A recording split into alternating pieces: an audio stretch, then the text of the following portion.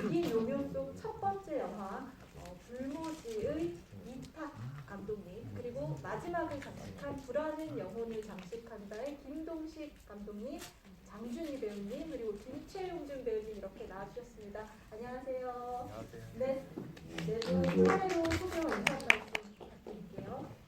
네, 안녕하세요. 불모지의 연출한 이탁이라고 합니다.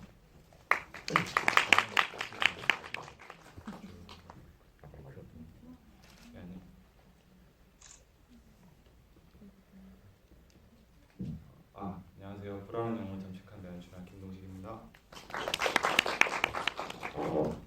안녕하세요. 불안한 영혼을 잠식한다의 잠식남 장준입니다. 반갑습니다.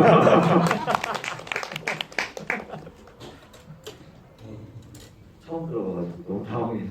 네, 불안한 영혼을 잠식한데 남자 역할을 맡았던 김시웅입니다.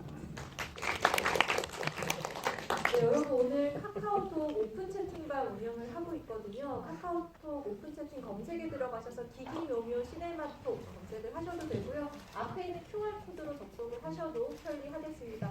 오늘 토크한 후반부를 중심으로 제가 최대한 여러분들이 남겨주시는 질문과 말씀 많이 소개를 하도록 할 테니까요. 이것저것 거리낌 없이 남겨주셨으면 좋겠고요. 그리고 오늘 나가실 때 관객분들 저는 사전 엽서 제공된다고 하고, 그리고 또 김동식 감독님 좀 특별한 선물 준비를 하셨다고 해요. 감독님 어떻게 지금 살짝 보여주실 건가요? 아니면은? 네, 제가 갑자기 생각나서 저희 야구공에다가 저희 짜인도 이렇게 해가지고 요거 저희가 이제 질문 선정해가지고 두 분께 이렇게 전달드리도록 하겠습니다. 네, 야구공 2개 있다고 합니다. 약간 치열할 것 같기도 하고요. 네, 이 기기묘묘라는 일종의 단편 호러 옴니버스 영화를 보면서 호러 장르란 것이 결국은 인간 내면의 어두운 감정들, 그리고 좀 비틀린 상처나 트라우마를 다시금 들여보게 하는 힘이 있다는 것을 새삼 느낄 수 있었습니다. 이 기기묘묘는 흔히 점프스케어라고 하는 모퉁이를 돌 때 귀신이 깜짝하고 튀어나온다든가 하는 그런 1차원적인 호러가 아니라 일상에 스며들어 있는 불안과 마음의 균열을 들여다보는 심리 스릴러들의 어떤 모음이라고도 할 수 있겠습니다. 일단은 제가 오늘 좀 운을 먼저 띄워보려고 하는데요. 불모지라는 영화로 기기묘묘가 처음 문을 열었습니다. 근데 저는 이 영화가 이 4편 중에 가장 첫 번째 영화이면서 동시에 오프닝 이미지로도 첫 영화로서 굉장히 알맞다라는 생각을 했거든요. 그 제목 그대로 그 불모지의 느낌을 좀 피부로 체감시키는 흙을 캐고 있는 중년 여성들의 이미지로 시작을 하셨는데요. 일단 이탁 감독님 어떻게 이 영화의 오프닝 이미지 처음에 구상하시게 됐는지가 좀 궁금합니다.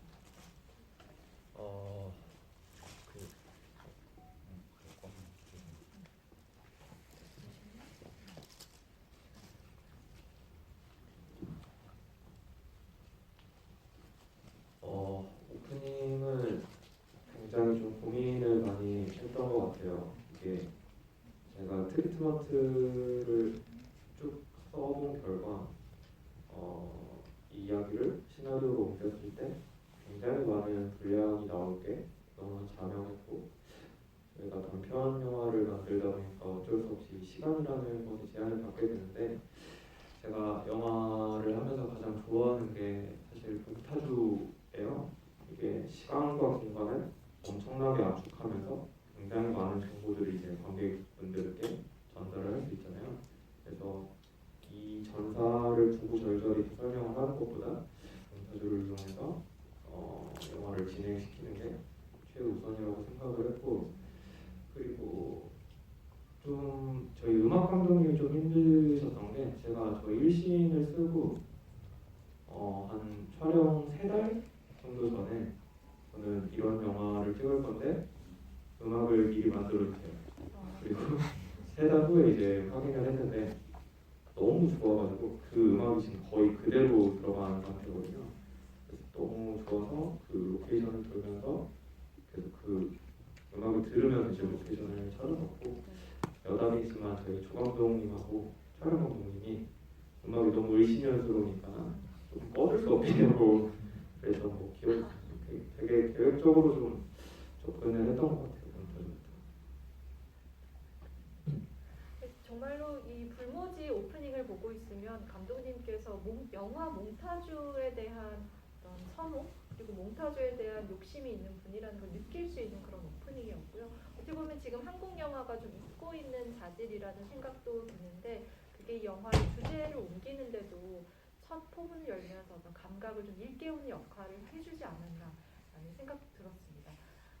그 다음으로 오늘 이제 자리해 주신 김동식 감독님의 영화 제목이 불안한 영혼을 장식한다입니다. 영화 좋아하시는 분들이라면 나이너 베르나 파스빈더의 영화의 번역 제목 불안한 영혼을 장식한다로 이미 친숙하실 분도 계시고 그 영화를 또 본 분들도 계실 것 같고요. 그 영화를 몰라도 애초에 이 문구 자체가 약간 유명해진 감이 있잖아요. 한국에서. 어떻게 감독님 차용을 하게 되셨어요 이번에? 이거는 이제 사실 이 제목 같은 경우에는 저희 영화를 말씀하셨던 것처럼 좀 사랑하는 분들, 시네필 분들이 많이 좀 별로 안 좋아하세요. 왜냐면은 그 유명한 그 이제 거장 감독의 어떤 유명세를 제가 가져와가지고 좀 이용하는 게 아니야 이런 오해도 있었고. 하지만 일단 제가 그런 제목을 지었던 건 첫 번째로는 좀 문장형 제목을 짓고 싶었어요. 왜냐면은 지난 지부이 때 얘기했지만은 한유원 감독님이라는 분이 계시는데 그분 이제 나는 사람 때문에 울어본 적 없다 뭐 이런 문장형 제목을 주시는데 그런 제목이 좀 마음에 들어가지고 저도 좀 그런 문장형 제목을 해봐야겠다라고 첫 번째 접근했었고 두 번째는 뭔가 이 영화랑 어울리는 제목을 짓기가 쉽지가 않아가지고 고민하다가 불안한 영화 잠식한다는 말이 떠올랐는데 원래는 가제로 그냥 붙였었던 제목입니다. 근데 말씀하셨듯이 되게 우리나라에서 이미 거의 속담처럼 사용되듯 거의 되게 유명한 그 문장이 되어버렸기 때문에 뭐 크게 사용해도 무리는 없겠다라고 생각을 해서 썼는데 뭐 제목에 에러다 이렇게 생각하시는 분들이 있어가지고 뭐 이미 개봉도 한마당에 어쩔 수 없다 이렇게 생각하고 있습니다. 원래 처음에 제목은 웰빙이었어요. 그거에 좀 불가능을 드리면은 웨이빙이라는 그 말이었는데 이제 원래 동굴이 아니라 우물이었거든요. 신화를 가면은 그래서 그 우물의 웰과 이제 존재 빙에서 웨이빙이었는데 이제 되게 좀 무서운 반대가 있어가지고 좀 다른 제목을 제가 이렇게 됐던 것 같습니다. 김동식 감독님이 이번에 여러모로 제목 짓기가 쉽지 않으셨네요. 네. 속담이라고 표현을 해주셔서 갑자기 좀 정겨워진 느낌도 들고요. 네. 이 불안한 영혼을 장식한다를 일단 그러면 중심으로 캐릭터 이야기도 좀 해보면 좋을 것 같습니다. 우선 이 영화의 감정적인 힘을 이끌고 가는 이 영화의 어떤 자력처럼 계속해서 작동하는 힘이 있다고 하면 장준희 배우님이 연기한 종훈의 아버지 성근이 가진 묘한 집착 아들을 자기 분신처럼 생각하면서 아들을 통해서 어떤 이루지 못한 꿈을 실현하고자 하는 그런 열망이자 또 어떤 좌절된 열망이자 집착이라고 할 수 있을 텐데요. 어떻게 보셨어요? 장준희 배우님은 이 성근이라는 인물 어떻게 느끼셨나요? 실제로 결혼을 아직 한 번도 해보지 못해가지고 아들에 대한 느낌은 어떤지 정확히 잘 모르겠지만 어떤 본인이 갖고자 하는 어떤 꿈에 대한 욕망이 제일 컸다라고 생각을 하고요. 그리고 임무를 준비하면서 이제 가장 결정적으로 감독님하고 이제 다른 배우분들하고 얘기를 많이 나눴던 부분은 어쨌든 아버지가 아들을 죽이는 것이 나름 납득이 어느 사람들이 납득이 되어야 될 것 같다라는 그게 제일 중요했어요. 그리고 그 외적으로는 뭐 좀 개인적으로 촬영 전에 기초 체력 훈련을 좀 더 했어야 했고 그리고 감독님이 또 그 손흥민 아버지가 그 손흥민 선수를 훈련시키는 뭐 이런저런 다큐멘터리나 뭐 이런 것들을 보여주셨고 그 실제 그 영화에 나왔던 그 제가 쓴 그 연습 일지를 감독님이 이제 야구 교본 책을 여기서부터 여기까지 요약을 해서 일지에 채워주세요 하고 그래서 또 직접 이렇게 그림이랑 들어가면서 그랬던 것 같습니다. 이번 영화를 위해서 체력 훈련을 좀 더 하셨었다고요? 맞나요? 네. 왠지 한 테이크로 끝날 것 같지 않아서 네, 그렇죠. 네, 절대 한 테이크로 끝내지 않죠. 제가 지치면 안 되니까 사실은 이제 뭐 테이크를 여러 번 가도 어차피 편집이 되면 이렇게 다 이렇게 잘라서 붙이게 되니까 그래도 좀 계속 여러 테이크를 갈 수 있게 좀 체력 훈련을 좀 했었습니다. 네. 제가 오늘 극장 들어오기 전에 살짝 장준희 배우님께 들었는데 이 불안 영혼을 장식한다 촬영 1회차 때 체력적인 장면들을 거의 대부분 찍으셨다고 하더라고요. 뭐 지게 아버지를 메고 산을 올라가는 장면이라든지 위에서 훈련을 하거나 뭐 이런 장면들을 다 차트차트 찍었다고 했는데 혹시 그게 이제 초반에 좀 힘을 쫙 빼놓고 뭔가 이후에 배우들의 연기를 좀 더 다르게 유도하기 위한 의도셨을까요? 그 정도까지 계획을 하면서 찍을 수 있으면은 그거는 이제 우리나라에 몇 안 되는 감독님들만 가능할 거고요. 뭐 그런 의도는 당연히 없었고 첫날 외에도 저희 마지막 액션씬이라든가 이런 것들은 마지막 날 찍었습니다. 그래가지고 체력적인 그런 거를 고려할 만한 상황은 못 됐지만은 아마 이제 저희가 찍게 되면서 거의 장소가 그래도 이동들이 있기 때문에 그런 스케줄에 맞춰가지고 첫날에는 산에서만 찍는 것도 위주로 찍다 보니까 거기서 아무래도 하게 되는 것들은 훈련 장면들 그리고 뛰어 올라가는 장면들 이런 거에 이제 많이 치중이 되어 있다 보니까 그 스케줄상 그렇게 올라왔던 게 우연적으로 그렇게 됐던 것 같습니다. 그렇군요. 김채영준 배우님이 연기한 이 남자라는 역할은 물론 감독님의 의도도 있었겠습니다만 이걸 임하는 배우가 어떻게 해석하냐에 따라 굉장히 여러 가지 가능성을 품고 있는 인물이지 않았었을까 싶어요. 관객들에게도 각자의 대답이 분분하실 텐데 배우님은 이 남자의 정체 혹은 존재 무엇이라고 생각하며 연기를 하셨어요?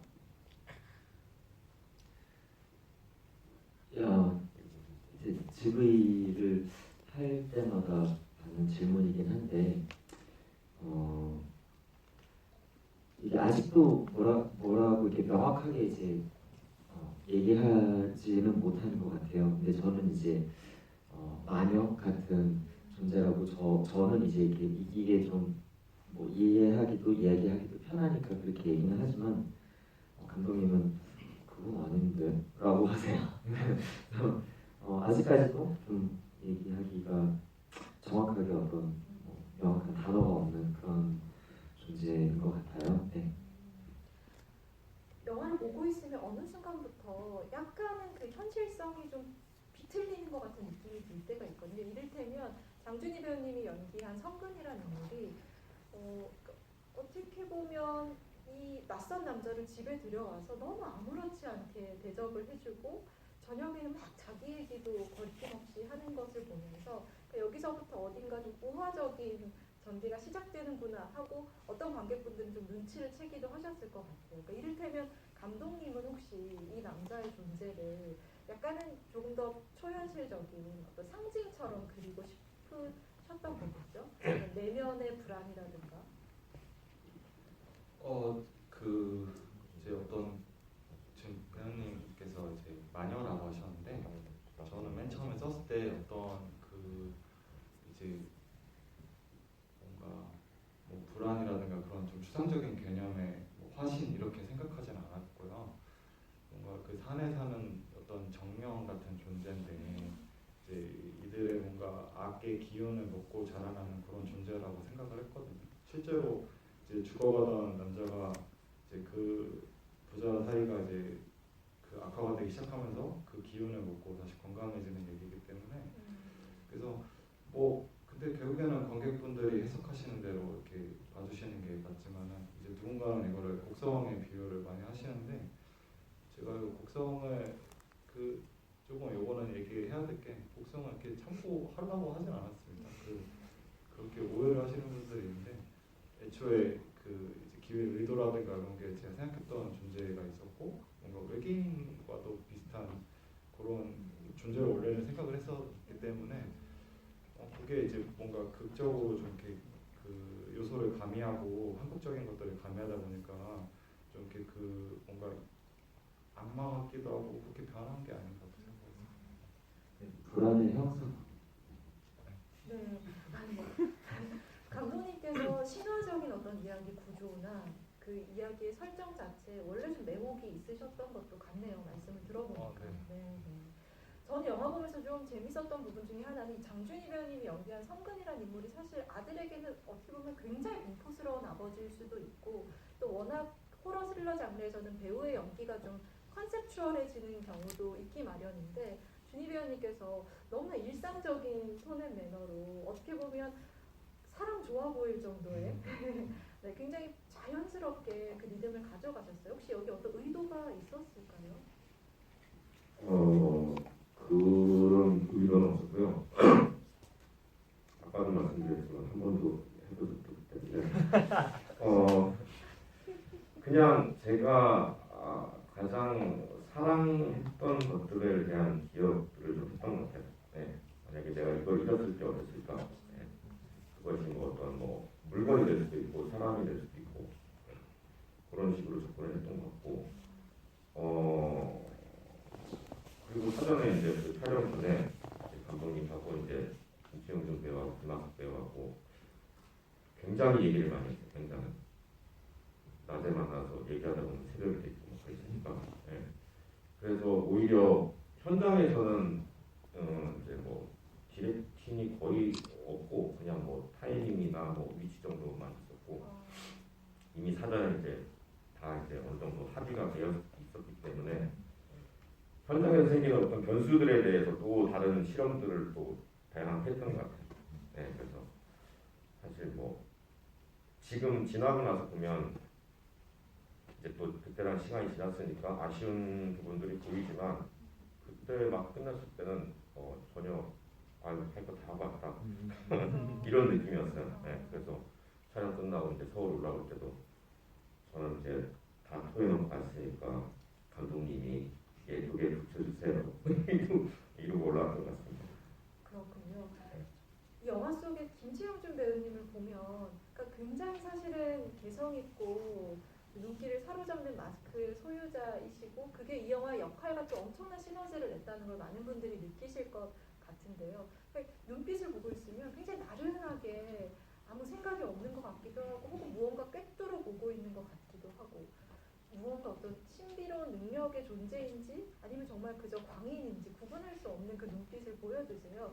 배우님 이 눈빛 어떻게 준비하셨어요? 거울 보면서 계속 연습하셨나요?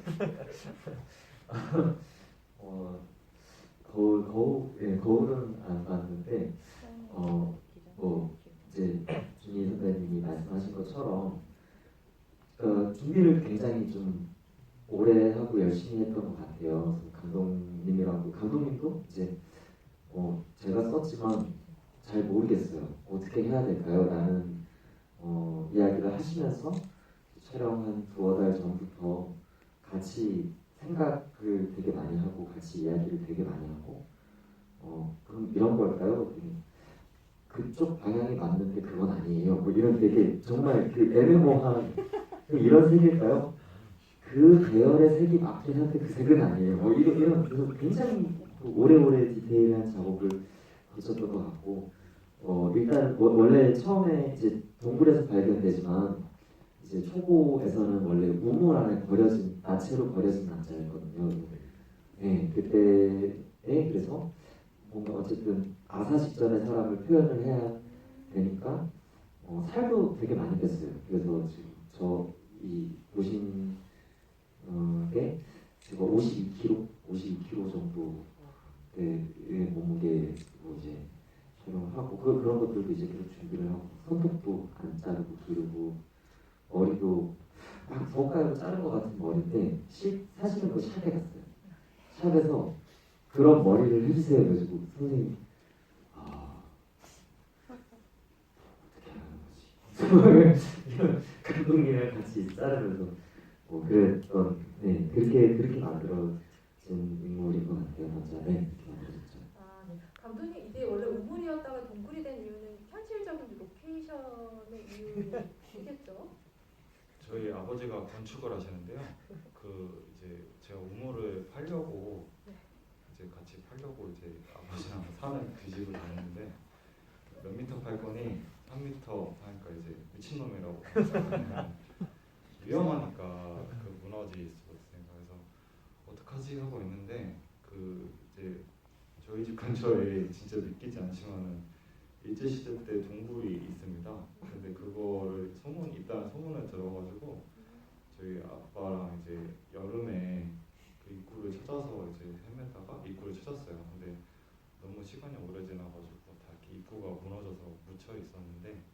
그걸 이제 아버지가 작은 포크레인으로 파가지고 입구를 찾아서 이제 그 둥구를 발견해서 그게 여름에 하면은 겨울까지 소위 간지가 된다고 하잖아요. 이렇게 자연스럽게 뭔가 형성이 될 수 있게끔 그래서 겨울까지 냅두고 이제 눈도 쌓이고 이끼도 자라고 할 수 있게 냅뒀다가 이제 거기서 촬영을 했던 것 같습니다. 와, 프로덕션의 스케일이 제가 생각했던 것보다 훨씬 크다는 느낌을 받게 되고요. 부자의 이야기인데 카메라 뒤편에서도 부자의 협동이 있었다는 사실도 좀 재밌게 느껴지기도 합니다. 이번엔 불모지에 대해서 이탁 감독님께 질문 드리고 싶은데요. 이 영화가 다루는 어떤 터전의 이야기, 그러니까 우리의 주거권이나 혹은 지금 한국 사회의 굉장히 오래된 병폐인 재개발에 관한 이런 이슈들 얘기하신 데 있어서 두 중년 여성을 주인공으로 상정하고 처음에 이야기를 구상하신 데는 어떤 좀 과정이 있었을까요?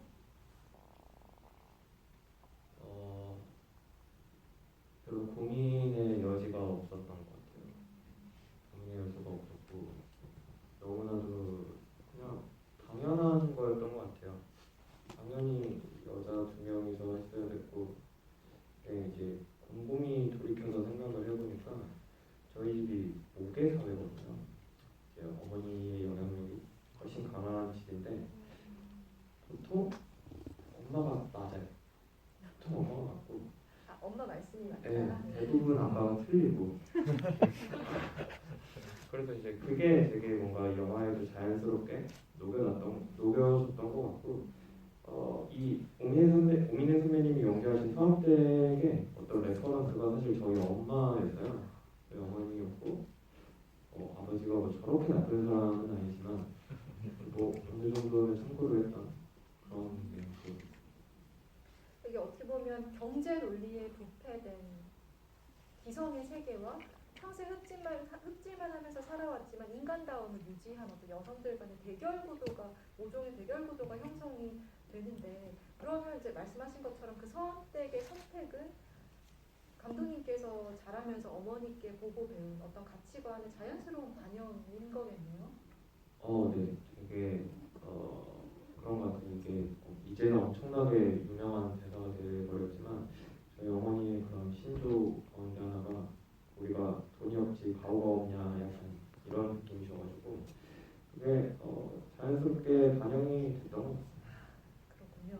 알겠습니다. 그러면 이제 캐릭터를 좀 살펴봤으니까 이제 캐스팅 얘기도 들어보고 싶어요. 얘기 나온 김에 이탁 감독님, 이 오민혜 배우와 김재화 배우 얼마 전에 개봉한 윤신혜가 사라졌다라는 한국 독립 장편 영화에서도 아마 보신 분들 계실 것 같고요. 저는 뭐 두 분이 거의 한국 독립 영화계의 메릴 스트립 아닌가 생각을 하고 있는데 서한댁과 화천댁 너무 멋지게 소화를 하셨고 저는 그런 상상도 해봤어요. 이 두 배우가 바뀌어서 스위치되어서 서한댁과 화천댁을 했어도 무언가 또 다른 그림이 나오지 않았을까 싶을 정도로 쟁쟁한 부분이었어요. 어떻게 만나게 되셨어요?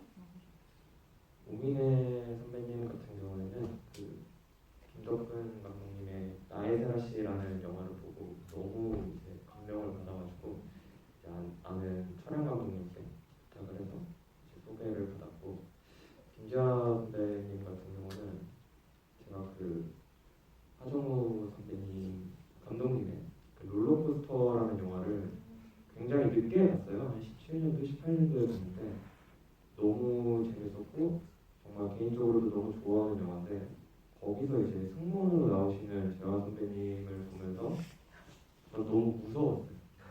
이 캐릭터가 웃긴 게 아니라 되게 무서운 배우다. 저 뭔가 눈 너머에는 무언가가 있을 것 같고 그래서 저는 그게 반전이 있을 거라고 당연히 생각을 했거든요. 그 재환 선배님이 연기하신 캐릭터가 너무 무서워서 어쩌면 우리는 이 김재환이라는 배우를 굉장히 한쪽으로 치우쳐가지고 소모적으로 뭔가 캐스팅을 하고 있지 않았나 라는 생각이 들었고 그 무서움이 너무 기억에 남아가지고 이 정도 눈은 가지고 있어야 이 화천댁을 정말 무리 없이 연기할 수 있겠다 라는 생각이 들어서 소속사에 연락을 드렸는데 또 너무 흔쾌히 수락을 해주셔가지고 굉장히 기뻤던 기억이 있습니다. 김재화 배우님 이 영화에서 아주 인상적인 순간 중에 하나가 화천댁이 서원댁한테 남편을 묻어달라고 처음 부탁하는 장면에서 오열을 하면서 악을 쓰다가 순간 싹 얼굴이 거치고 울음을 뚝 그치면서 마치 이 사람의 안에서 뭔가 실이 하나 툭 끊어져 버린 듯한.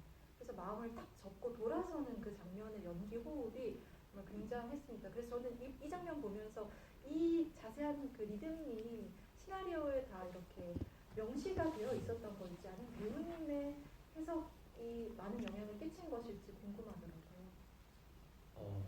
제가 개인적으로 굉장히 좋아하는 이제 배우님들의 상이 웃을 때 무서우신 분들이거든요.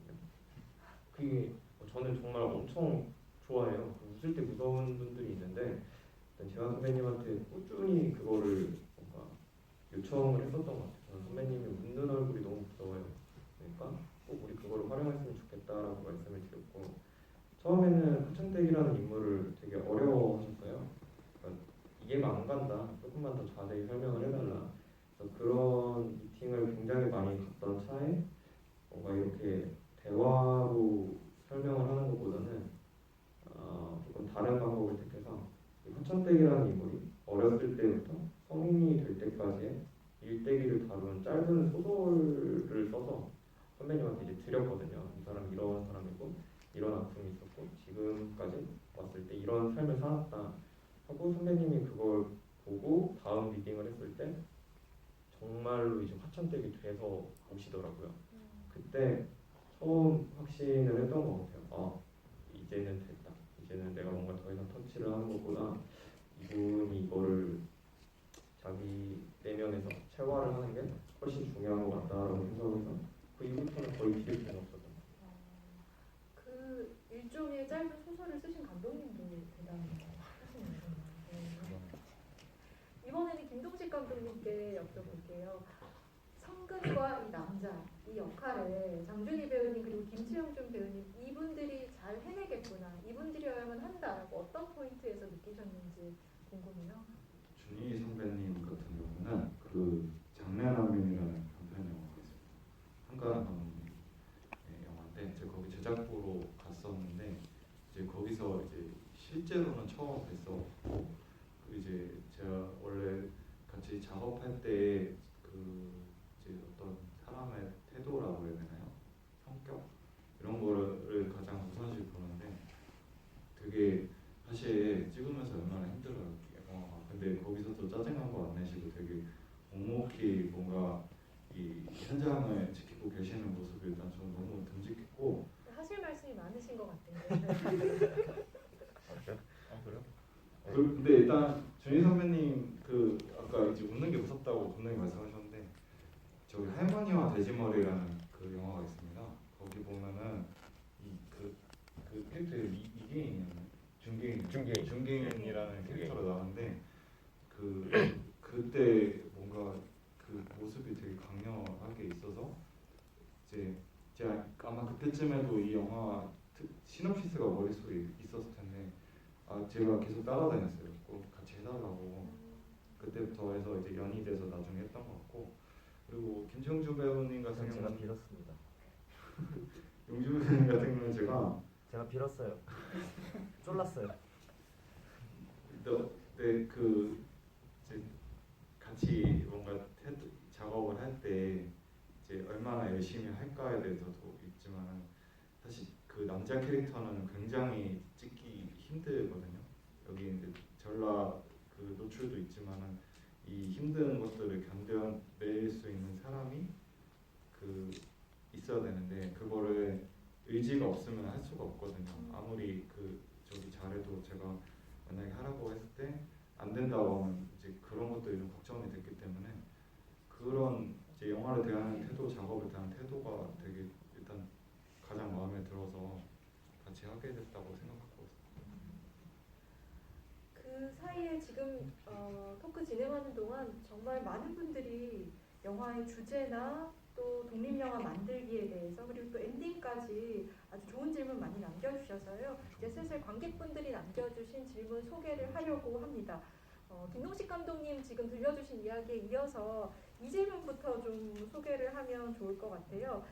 일단은 두 영화가 공교롭게도 다 겨울에 촬영을 한 것처럼 보이는 작품이고 뭐 작중 배경도 뭐 겨울이기도 하고 해서요. 겨울 촬영에 본 꿀팁을 좀 알려달라고 하시면서 연계해서 하나의 질문 더 덧붙이자면 여쭤보자면 이 두 작품 다 고생을 많이 하셨을 것 같은데 가장 좀 힘들었던 경험, 가장 고생스러웠던 경험도 어떤 건지 들려달라고 하시네요. 배우 두 분께 한번 이번에는 여쭤볼까요? 라는 영혼을 장식한다. 쉽지 않은 작품이셨을 것 같은데 네. 가장 힘들었던 거는 아무래도 추위였던 것 같아요. 추위. 네. 아까 추위를 보완하는 방법. 추위를 보완하는 방법은 뭐라 그럴까 이제 몸을 계속 움직여야 되죠. 네. 몸을 계속 움직여야 되고 그리고 뭐 이게 다른 자리에서도 뭐 여러 번 얘기를 했었는데 그 마지막에 그 논에서 그 액션을 찍을 때 컷하고 나서 제가 누가 찍다가 컷하고 나서 스태프들이 이렇게 핫팩을 손에 올려주는데 아무런 감각이 없더라고요. 그래서 이제 사실 속으로만 생각했다고 했는데 이 밖으로 나왔어요. 이 말이 감각이 없어. 그때 그 순간 제 얼굴 앞으로 한 손이 한 8개가 막 들어와가지고 제 양물을 막 마사지를 해주더라고요. 굉장히 인상적이고 좋은 기억이었던 것 같습니다. 추위는 그 왜 추우면 사람들이 모인다고 하잖아요. 예, 그래서 현장에서 다 롱패딩도 많이 펴먹고 하는데 모일 수밖에 없는 것 같아요. 이렇게 사람들이 손이 들어와서 모였던 것처럼 버티는 거는 뭐 딴 거 없는 것 같습니다. 정신력과 사람들 함께 있다는 거. 함께 모여 있다는 거. 네. 김채용준 배우님은 사실상 이 영화에서 옷을 걸치지 않고 나오는 장면도 있기 때문에 추위 면에서는 뭐 가장 고생하신 분이 아닐까 싶은데 어떠셨어요?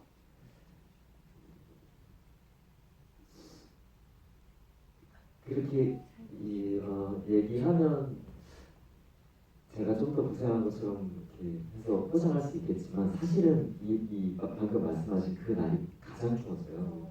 그날은 진짜로 서 있기도 힘들게 추웠는데 네, 제가 이제 어쨌든 그 추위를 극복하는 거에 대한 그 방안에 대한 걸 여쭤보신 거잖아요. 아주 꿀팁이 하나 있습니다. 제가 이제 바이크를 타는 때 이제 날이 추워지면 바이크 타기 너무 이렇게 추우니까 열선 조끼가 있어요. 네, 그거 이제 보조 배터리를 이제 연결을 해가지고 하는 조끼가 있는데 쿠팡에서 한 35,000원 정도에 구매하실 수 있는데 이거 진짜 물건이에요.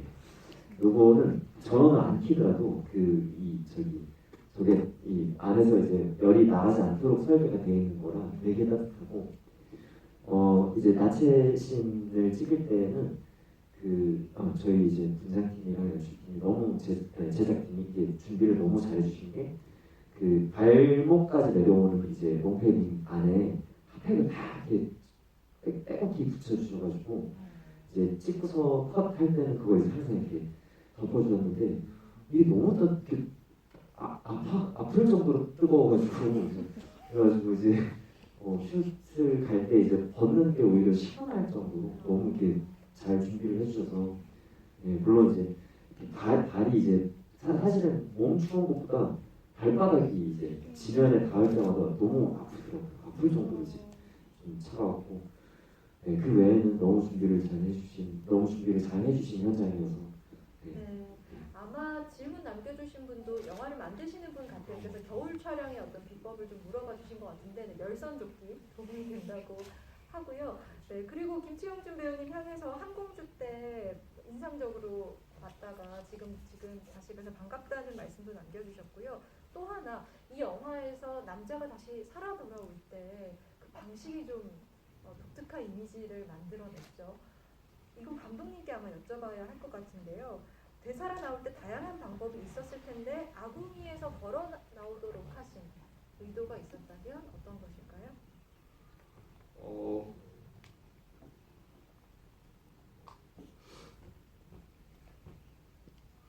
어떤 특별한 의도보다 그 이미지가 그 기어 나오는 이미지가 되게 저한테 중요했는데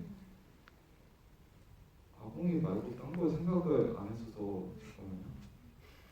이를 이를테면 네. 굉장히 뭐 고전 호러 레퍼런스인 뭐 링같이 어떤 기어 나오는 이미지가 직관적으로 감독님한테 처음에 중요했던 걸까요? 그 주온이라는 영화였나? 그 보면 이렇게 계단에서 이렇게 이렇게 막 되게 기괴하게 기어내려오는 장면인데 그런 이미지 같은 게 이제 되게 그 제가 주원을 말씀드렸지만 그렇게 뭔가 기어 나오는 뭐 크리처스러운 그 이미지들은 다른 영화들에도 굉장히 많습니다. 그래서 뭔가 제가 그 배우님한테도 주문했던 거는 그 이제 거기를 빠져 나올 때 뭔가 몸을 비틀리면서 나왔으면 좋겠다 이렇게 얘기를 했었던 기억이 있는데 아마 이제 그런 이미지들을 먼저 중시했던 것 같고 그 살아나오는 것도 뭔가 저희가 제외산 영화다 보니까 뭐 불이 이렇게 확 올라가지고 이 사람이 확 이렇게 뛰어올 수도 없고 뭔가 하늘에서 내려올 수도 없잖아요.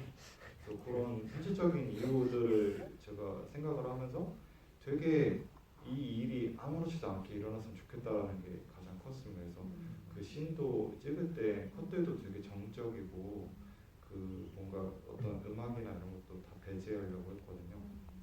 그 엄청난 일이 벌어지지만 이제 마치 아무렇지도 않은 것처럼 뭔가 좀 감독으로서 시크한 태도를 유지했습니다. 그런 장면을 설계했던 거 아니에요? 시크한 태도 말씀 주시는 순간 살짝 덜 시크해지는 그런 느낌이긴 한데요. 그런 거 치고 너무 깽깽이로 나오지 않았어요?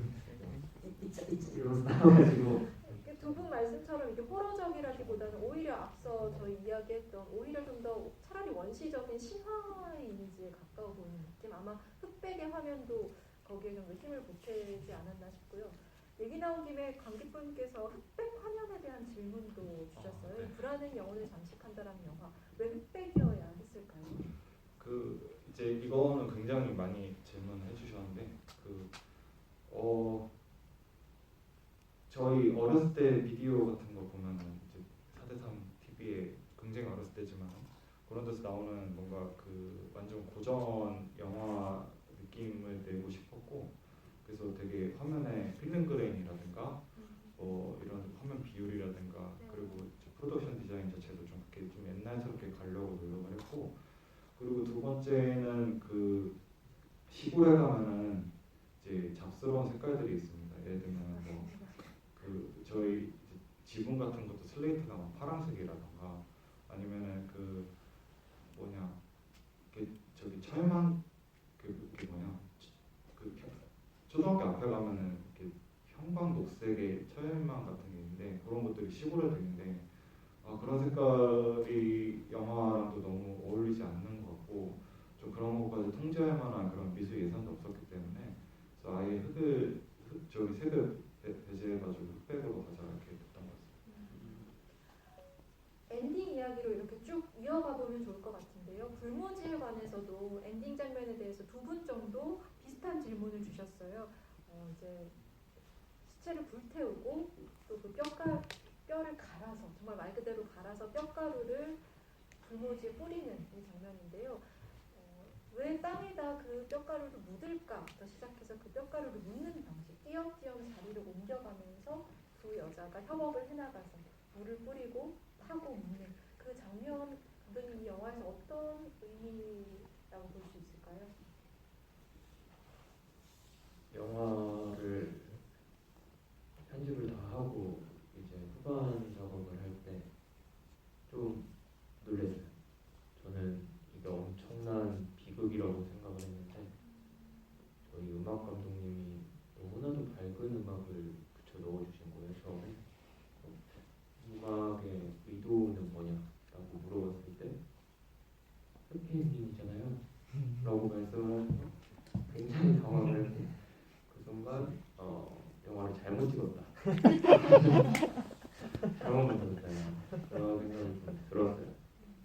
근데 이건 뭐 일단 그 장면은 제가 원래 결말을 잘 생각을 못해요.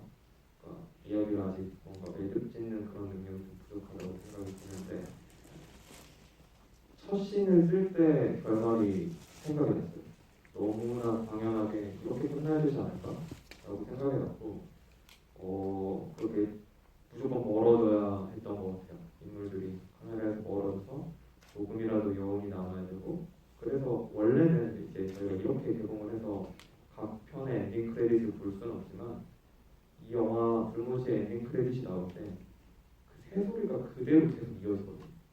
정말 그때의 그 여운을 좀 남기고 싶어서 그렇게 인물을 배치를 했었고, 땅의 부정거는 저는 사실 그런 의도였어요. 뒷마당에 붙지 못해서 어떻게 보면은 버릴 수밖에 없었다. 그거를. 왜냐면 그 뒷마당이 아니면 화천댁한테는 의미가 없는데 이렇게 아무 이유 없는 땅에 우리는 버릴 수밖에 없었다.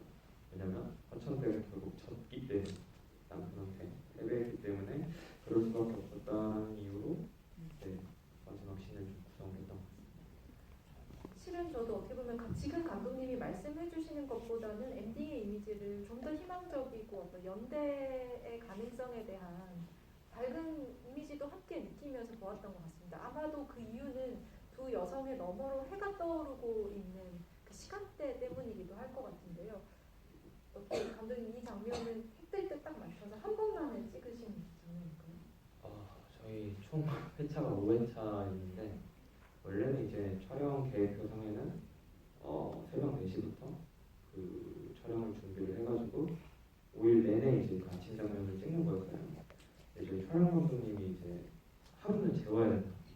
하루는 진짜 무조건 빼달라. 5일 다 하는 건 말이 안 된다. 그래서 알겠습니다. 그러면 4일만 딱 찍고 새벽 4시부터 준비를 해서 하루에 많으면 정말 많으면 3컷 아니면 1컷, 2컷 정도만 찍어서 이제 네, 이렇게 보여줄 수 있게 됐습니다. 저도 참 날씨 운이 정말 잘 따라줬던 것 같아요. CG 같은 것도 없었고 가끔 여쭤보시는 분들이 있는데 그냥 톤만 조금 잡았을 뿐이고 날씨가 정말 잘 따라줘서 좀 괜찮게 나오지 않았나 하는 생각이. 불안한 영혼을 잠식한다 엔딩 얘기로 마무리를 해보면 이 마지막에 남자가 아궁이에서 살아 돌아올 때 저는 성근의 표정이 좀 의외라고 생각했습니다. 생각보다 담담했다고나 할까요? 혹시 이 장면 찍을 때 장준희 배우님 어떤 느낌이셨는지 기억나세요? 네, 기억납니다.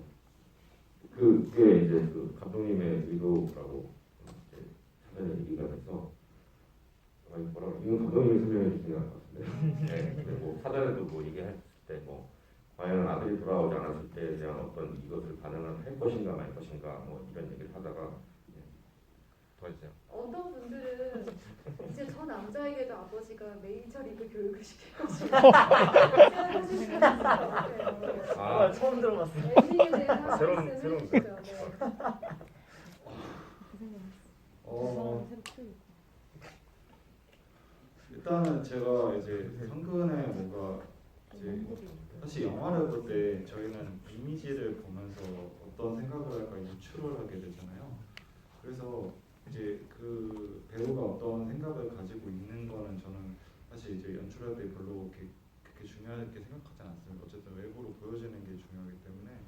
그래서 연기를 이제 연출할 때도 좀 그런 쪽에 많이 집중을 하는 편인데 그때는 그냥 뭔가 한 대 얻어맞은 듯한 느낌이었으면 좋겠다라고 생각을 했어요. 왜냐면 영화 자체도 되게 어떻게 보면은 여기 관객분들께서도 뭐야 되게 어이없네라고 느끼셨을 정도의 그 뭔가 뒤통수를 맞는 결말로 제가 연출했다 생각하는데 거기에 맞춰가지고 그 배우도 좀 그렇게 좀 정적이고 뭔가 어떤 액션 없이 갔으면 좋겠다라고 생각을 했습니다. 거기서 오열을 하거나 뭔가 이렇게 하게 되면은 그 효과가 좀 바래지지 않을까라는 생각이 있었어요.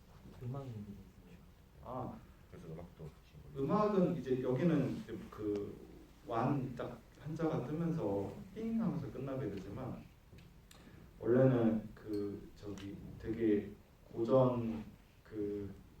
고전스럽고 되게 밝고 뭔가 이 성근 캐릭터를 놀리는 듯한 음악이 나오면서 엔딩 크레딧이 올라가는데 그 이제 저희가 감독님 말씀하셨지만은 크레딧들을 다 통합하다 보니까 저도 그런 엔딩을 고집할 수가 없었고 뭔가 그런 효과를 발휘할 수 있는 그런 종소리 같은 걸로 좀 대체를 해서 이렇게 지금 결말을 보신 건데 만약에 기회 되시면 또 뭔가 단편만의 완전한 작품을 만약에 접할 기회가 되시면은 어떤 노래가 쓰였나를 찾아보시는 것도 좀 재미가 될 것 같습니다.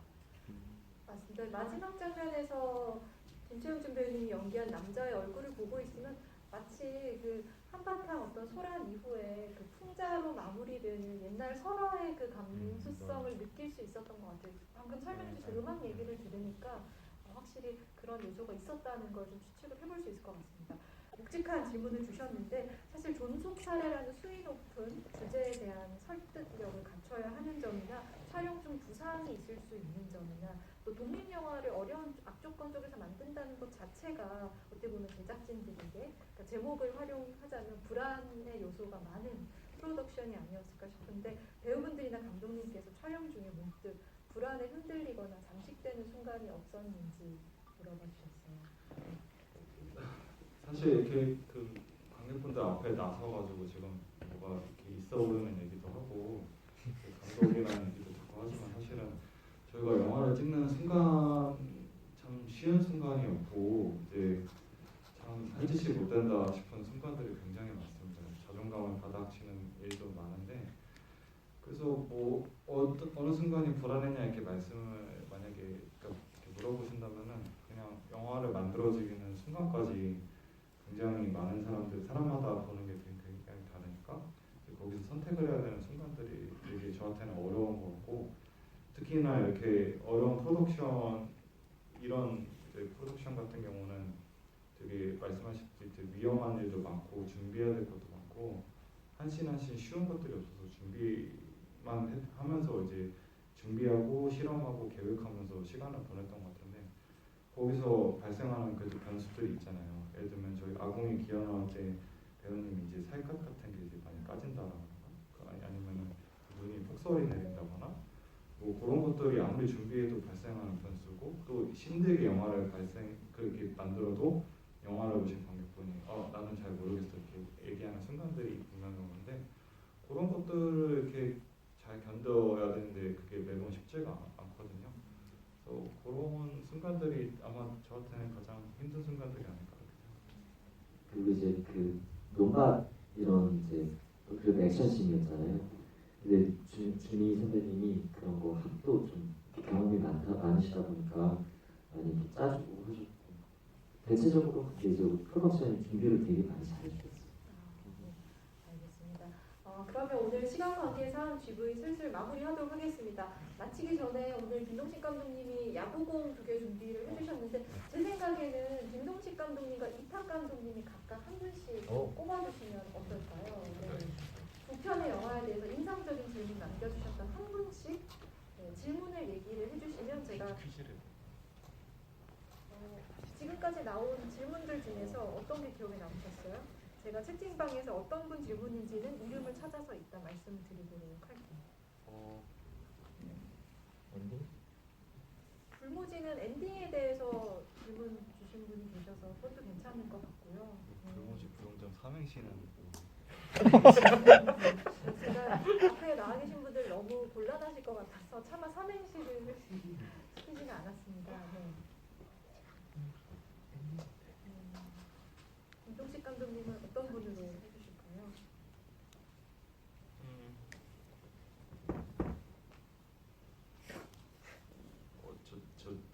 잠시만요.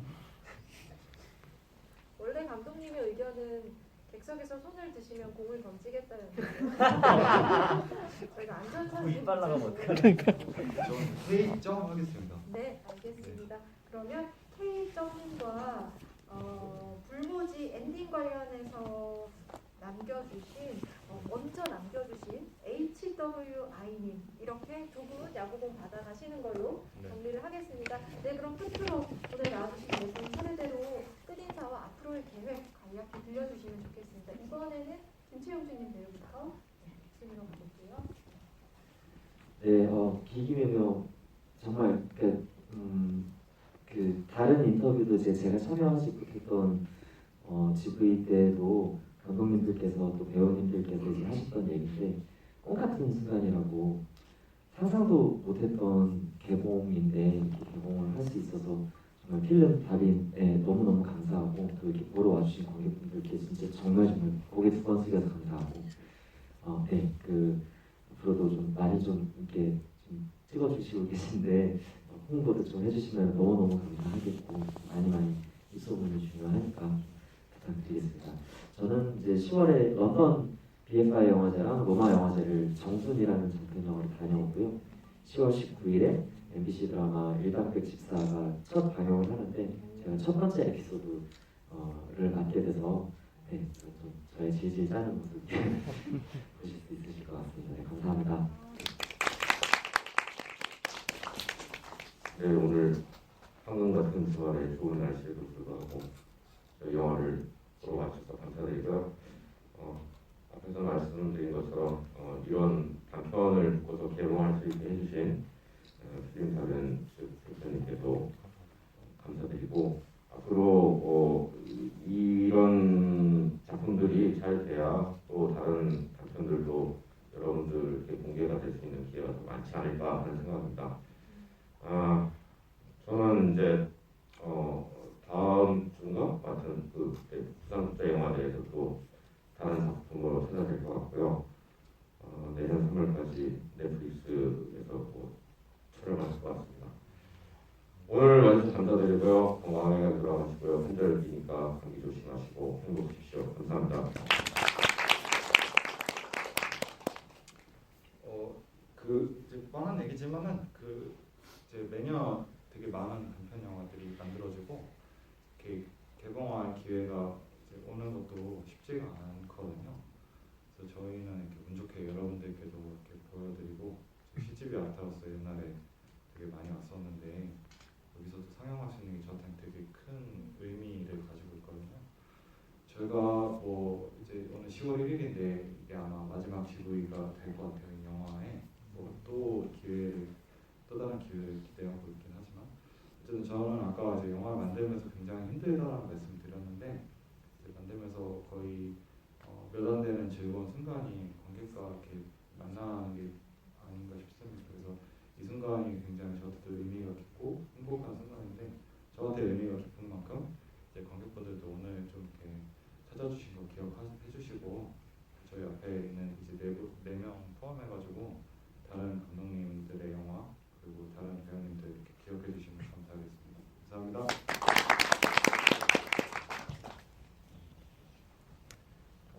주말에 이렇게 어디까지 오셔서 영화 봐주셔서 너무 감사드리고 다음에는 보다 더 좋은 작품으로 찾아뵐 수 있으면 너무 좋겠습니다. 감사합니다. 네, 오늘 이탁 감독님이 처음 말씀 시작하시면서 몽타주의 미학에 대해서 잠깐 언급을 해주셨었고 또 김동식 감독님도 여러 가지 화면 비나 흑백 이런 얘기하실 때 또 고전 영화에 대한 애호도 이야기를 해주셨는데요. 저 역시 이 두 편의 영화를 보면서 스토리텔링 중심의 한국 영화에서 이 부분이 영화적인 것들에 대해서 고민하고 계신 창작자라는 걸 느낄 수 있어서 굉장히 반가웠고 두 분의 장편 영화를 빨리 보고 싶어졌습니다. 그리고 또 배우분께서 소개해주신 신작들도 많이 관심 가져주시기를 바라면서 그럼 마무리하겠습니다. 오늘 감사합니다.